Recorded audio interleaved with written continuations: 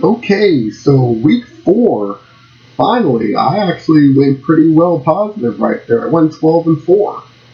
The only 4 matches that I got incorrect were the Rams versus the Cardinals, the Bills versus the Patriots. I mean, I don't think anyone would have seen that one coming. The Falcons versus the Panthers, and the Bears versus the Lions. But other than those 4, surprisingly enough, I got every other match right. Even the one where my Giants lost to the Vikings. That was really hard to watch. Anyhow, because of those results, and because of a lot of injuries that have happened, and because of suspensions being lifted, including Le'Veon Bell and Tom Brady at this point, things look very different on the chart, and I mean very different. I'm hoping this is going to be a much more efficient chart that's going to stay stable, throughout the season. Just to hopefully have my predictions stay more positive than anything.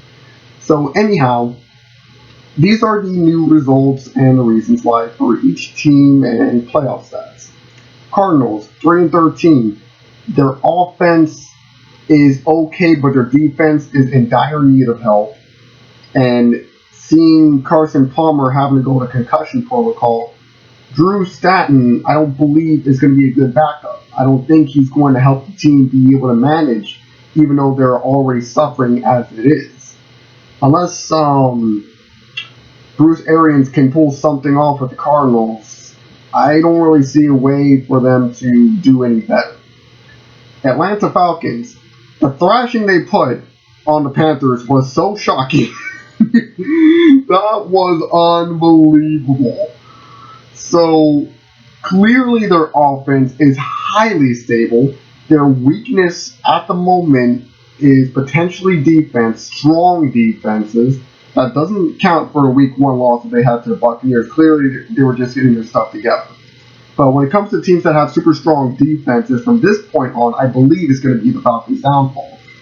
But that's not going to be enough to stop them to get a 13-3, be the number 1 seed in the NFC South, and potentially beat the Packers, beat the Cowboys, make it to the Super Bowl, but unfortunately lose to who down there in the bottom, and I'll get to them in a minute. Baltimore Ravens, I believe those are the only 3 wins they're going to have this whole season. I mean, those first 3 wins were all luck draws. Close call with the Bills, whose defense was not up to par, but once the Bills got rid of their defensive coordinators, looks like that's going to improve.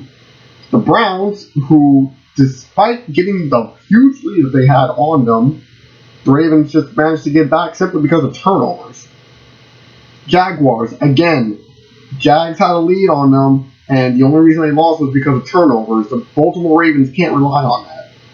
And with their schedule being as tough as it is in the future, albeit the matchup against the Browns, I don't think they're going to get a single win after this point, after that loss to the Raiders. Even the Browns, I think, can actually beat them. Because by week 10, a lot of their players are going to be healthy enough to actually come back to play, including Corey Coleman. Between Robert Griffin III and I don't know why this is escaping my mind right now. Josh McCown. Between those 2, and the fact that they found the multi-passer offense that's potentially going to help them in the future, I think the Browns have a good chance of actually beating them. So because of which, I think the Ravens are going to go 3-13. Buffalo Bills, I believe they'll go 9-7 because clearly whatever changes they made to their defense superiorly helped. But it's going to give them a 9-7, but it's not going to be enough to push them into the playoffs. At least they're going to go positive. Carolina Panthers, look at this huge change. I believe they're going to have a very positive year of 11-5, but not enough to go into the playoffs. Because the rest of the NFC looks like they have some pretty high competitors, including their old division rival, the freaking Falcons. So 11-5, not going to be enough this year for the Panthers. Because clearly a defense that can specialize in taking down the quarterback or rushing him to the point where he's going to make a lot of missed throws. That is clearly the Panthers' weakness at the moment. And until they can fix that offensive line, there's no way they're going to be able to get past a strong defense, say that of the Raiders. And what the Falcons did to them, I don't think that was a fluke. I think the Falcons can actually take them on again and win again. So, Panthers, I have high hopes for you, but not enough to make playoffs, unfortunately. Go figure. Chicago Bears. That was a very interesting win they had up against the Lions, but I think it was kind of electoral. In the end, with the amount of injuries that the Bears have had, and the fact that even when those players come back, from Danny Trevathan to Jay Cutler, despite all that, I don't see them getting that many wins in the future because they have a very tough schedule ahead of them. And heck, the second time they go up against the Detroit Lions, I think the Lions are going to revise their mistakes. So, because of which, I can only see a 3-13 in their future. Cincinnati Bengals. A little bit of an improvement on my register here. I think they're going to go 10-6, still be the second best team in the AFC North, and be able to manage to get into the playoffs. And instead of going up against their divisional rival again, this time I think they're going to end up going up against the Raiders and lose. And I'll explain that when I get to them. But at least a playoff performance again by the Bengals, just not enough to continue on. Next, Cleveland Browns. Again, 3-13. Sorry, guys. I try to have faith in that team a little bit because I just want to see the underdogs do anywhere good. But it's going to be a superiorly tough schedule. And I've been asking this around, and I will continue to ask, who in their right mind forced the Browns to go up against the Patriots the very first game they get Brady back? Who did that? That was cool. Anyhow, next up, Dallas Cowboys. I believe that they will go 12-4 because their offensive line, their offense in general looks very good between their run and their pass.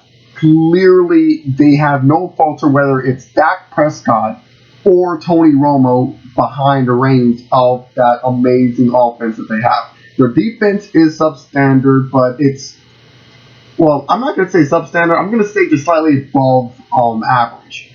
But they have an easy enough schedule to where they can actually manage to go to the playoffs and be the second best team in the NFC East. And actually manage to beat both the two NFC teams that seem next to impossible to defeat at the moment, the Vikings and the Eagles. I believe they'll have enough strategy to do so, but I don't think their defense is going to stand up to the Falcons. That's the only team I think is going to beat them in the playoffs, but we'll see what happens. That's if my predictions are correct again. Next up, Denver Broncos. I believe they're going to go 15-1. The only team I believe that can beat this group at the moment are the Patriots. I mean, that is a very strong-looking defense, and your offense just keeps getting better and better despite the fact that they have two young quarterbacks that they're working with between Trevor Siemian and Paxton Lynch. The Broncos still look strong no matter what happens. So I think they're going to be the number one team in the AFC West. And B, as you can see, the new thing I'm using with the buys and the wild card round, they're going to be the number 2 seed in the playoffs, so that way they can skip that week. But despite everything, that strong defense of theirs, including Von Miller, I think they will actually lose to the Raiders in the divisional matchup. Why? I'll say that when I get to them.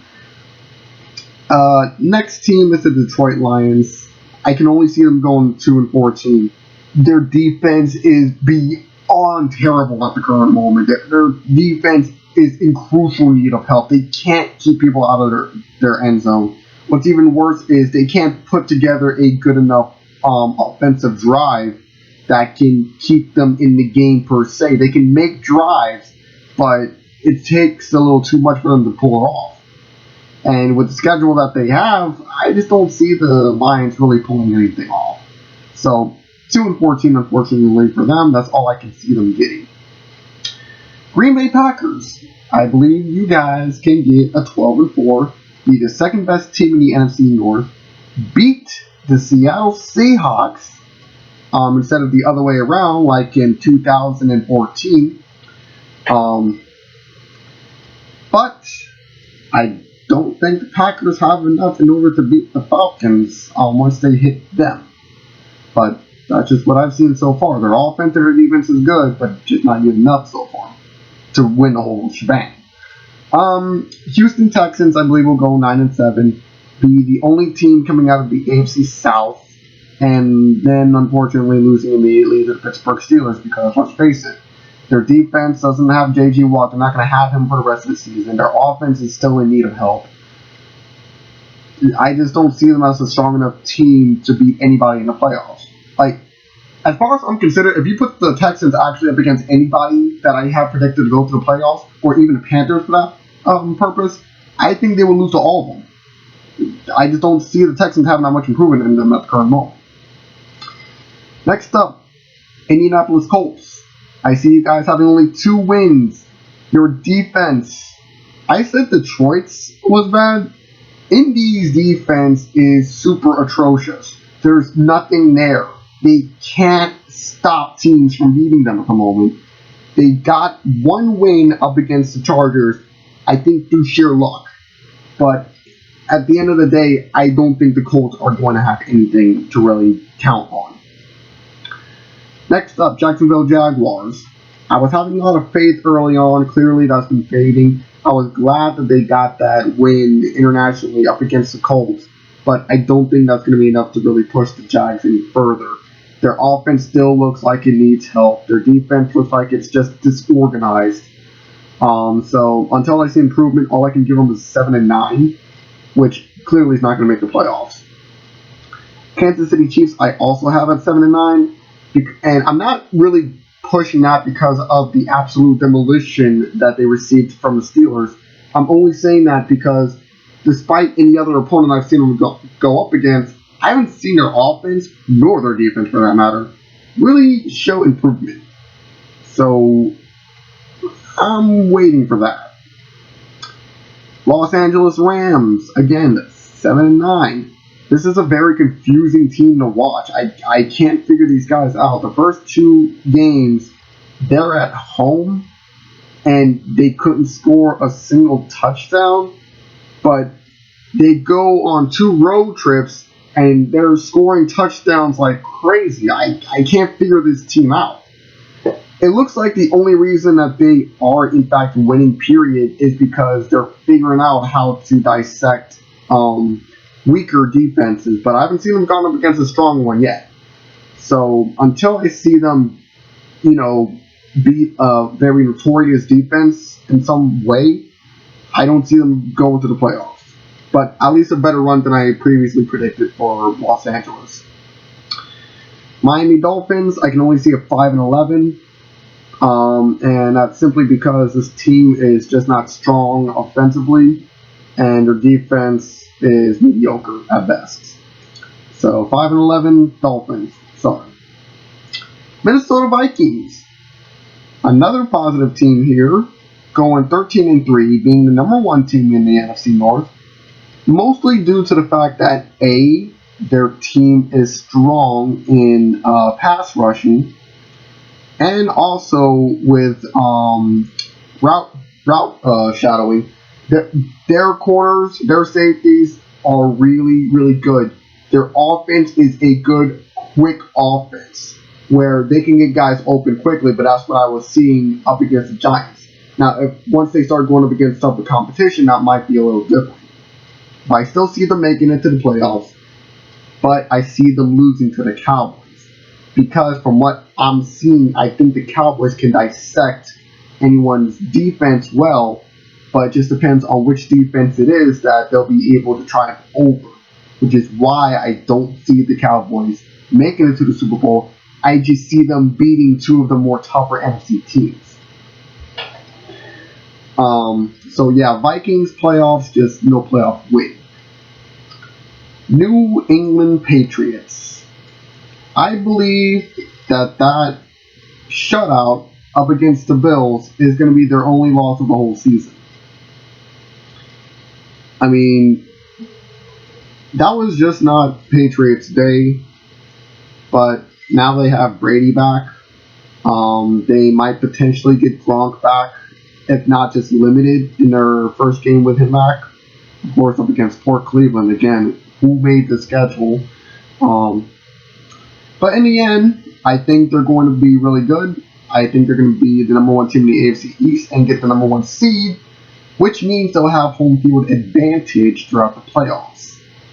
They'll beat the Steelers, they'll beat the Raiders, and without question, they will beat the Falcons. And it's not just because of their offense, which is just full of superstar players, not just because of their defense, but because of the coach, Coach Belichick. Yeah, Belichick wasn't able to help his third stringer get a win over Buffalo, but Buffalo clearly did something with their defense. But with Brady can help because he's kind of a coach on the field as well. You got two super talented minds working for you. That's enough, I think, to make it into the playoffs and win the whole thing. So, yeah. Next up, the New Orleans Saints. You guys got your first win finally up against San Diego. Problem.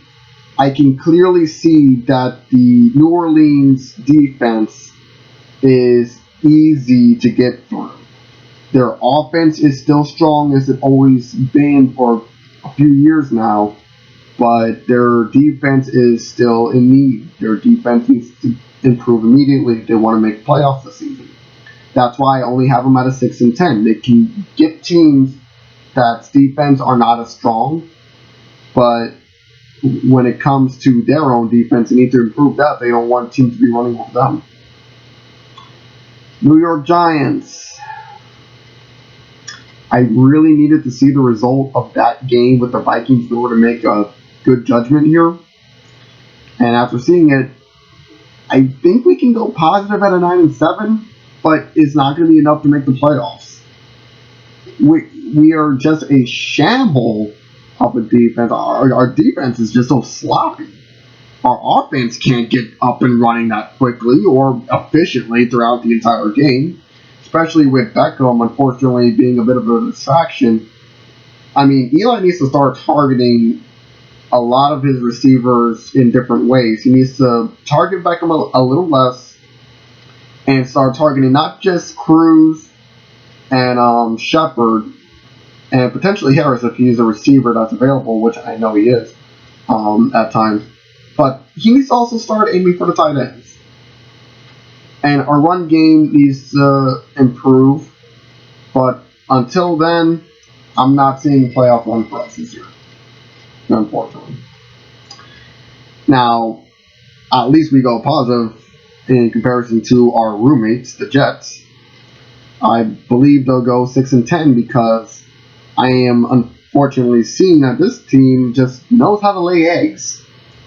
They laid an egg against the Bengals because they couldn't stop them from getting to the end zone. They laid a big one up against the Chiefs with those interceptions and laid another one up against the Seahawks.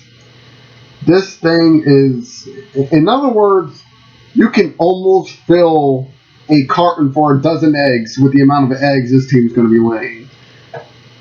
So, sorry Jets, I don't see you guys going positive this season.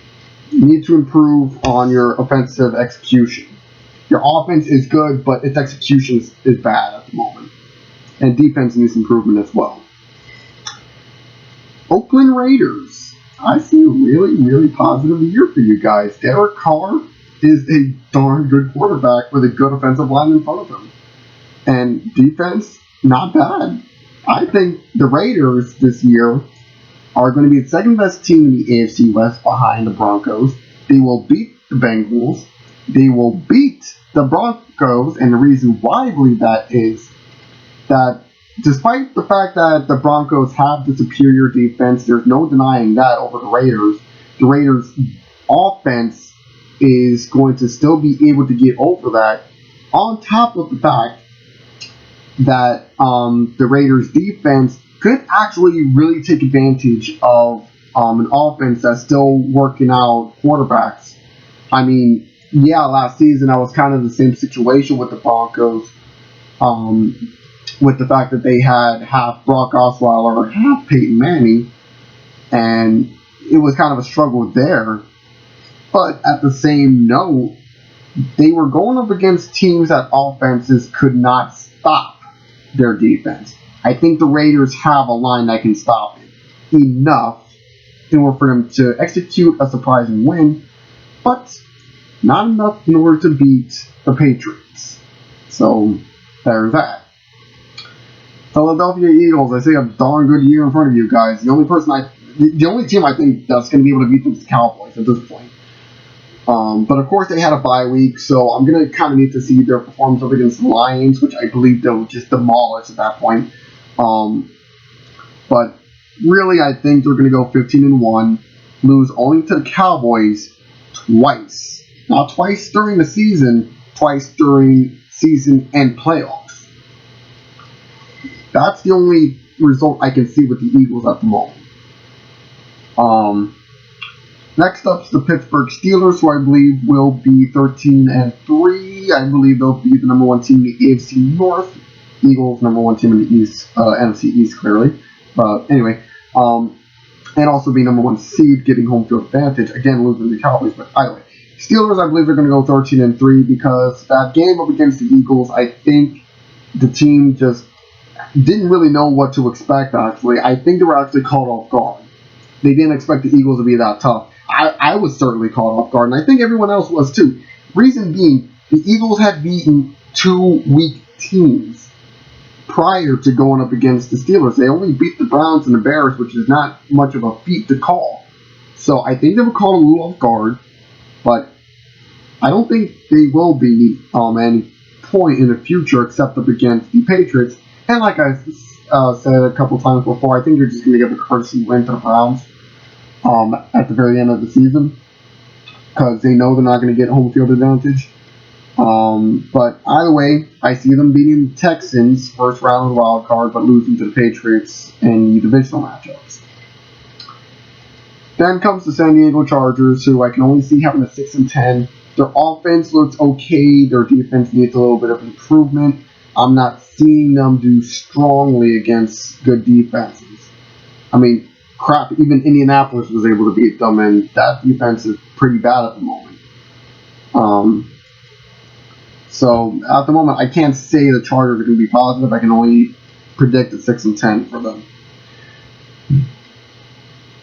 Seattle Seahawks, I think, are going to go 9-7, and despite that being a weaker number, I think they'll be the only team out of the NFC West going into the playoffs, and then immediately losing to the Packers. Now, they did have an impressive win up against the Jets, but it's the Jets. Remember, I said that team is laying eggs at the moment, so I can't see the Seahawks being tough up against tougher competition. That's all I can think. Then we have the San Francisco 49ers, who I think are going to go 8-8, have a neutral, the only neutral out of everybody.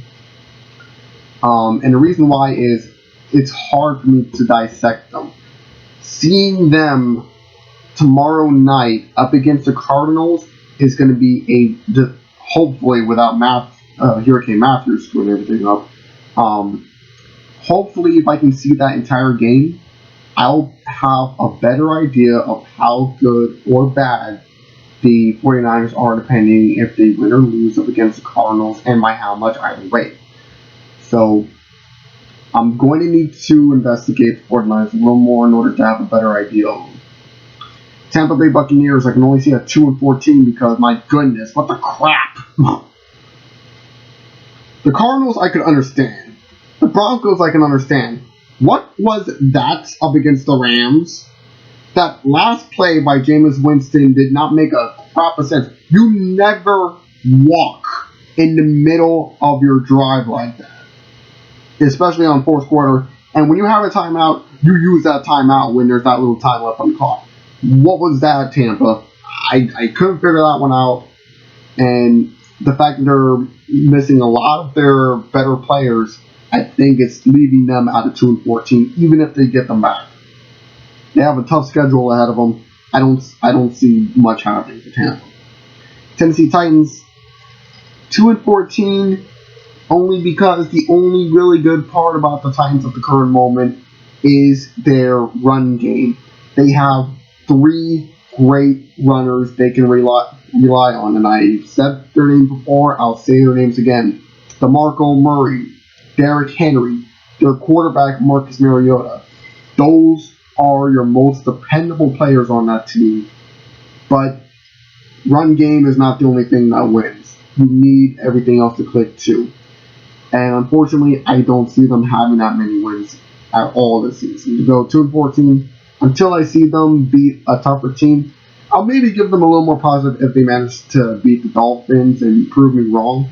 But we're going to have to wait and see. Finally, the Washington Redskins.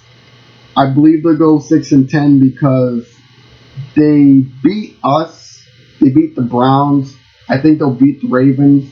But they're beating everybody off of sheer luck and off of turnovers. Their defense is good, but their defense needs to improve if they're going to have any chance at the playoffs this season. So, yeah, that's my Week 4 predictions at the moment, and we'll see if anything changes. But in the meantime, this is Fireknight 3, signing out.